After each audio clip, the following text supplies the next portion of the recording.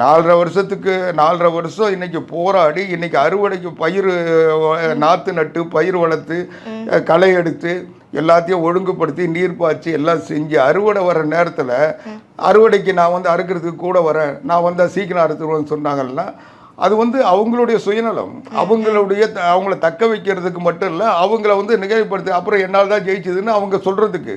நீங்கள் வந்து ஒரு கஷ்ட நேரத்தில் இந்த கட்சி வந்து பாதிக்கப்பட்ட நேரத்தில் எல்லா பிரச்சனையும் கொடுத்து என்னென்ன பண்ண முடியுமோ அவ்வளோவும் சொல்லி இந்த கட்சியை நிம்மதியாக இருக்க விடாமல் திமுகவை எடுத்து போராடினதை விட இந்த இருக்கிற துரோகிகளை எடுத்து போராடினது தான் அதிகம். நீங்கள் இந்த 4.5 வருஷத்தில் வந்து ஒவ்வொரு நாளும் இவங்க கூட எவ்வளோ போராட்டம் நடத்தி அந்த 4 அம்மா ஆட்சியை காப்பாற்றினார். அந்த பாதிப்பு அவருக்கு தெரியல. நாளைக்கு மறுபடியும் இந்த துரோகிகள் வந்து என்ன செய்ய மாட்டாங்கன்றதுக்கு என்ன உத்தரவாதம் இருக்குது?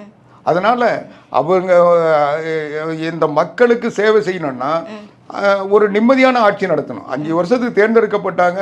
5 வருஷம் வந்து எந்த பிரச்சனையும் இல்லாமல் கட்சி வந்து தொண்டர்கள் பார்த்துப்பாங்க, நிர்வாகிகள் பார்த்துப்பாங்க. ஆட்சியில் வந்து எந்த குறுக்கீடும் இல்லாமல் பயம் இல்லாமல் ஆட்சி நடத்தினா தான். இல்லை நாளைக்கு நிற்குமா நாளன்னைக்கு நிற்குமா, எவன் இந்த பக்கம் போவான், யார் வந்து கைக்கூலியாக மாறுவான், யார் வந்து துரோகியாக மாறுவான், ஒரு பதட்டத்தில் ஒரு முதலமைச்சர் இருக்க முடியாது. அதனால அவர் உறுதியாக இருக்கிறாரு. சரியான நமக்கு ஒரு வாய்ப்பு சரியாக இருந்தால் தான் ஒரு ஆட்சி நடத்த முடியும். அதுக்குரிய வாய்ப்பு தமிழக மக்கள் தருவாங்க.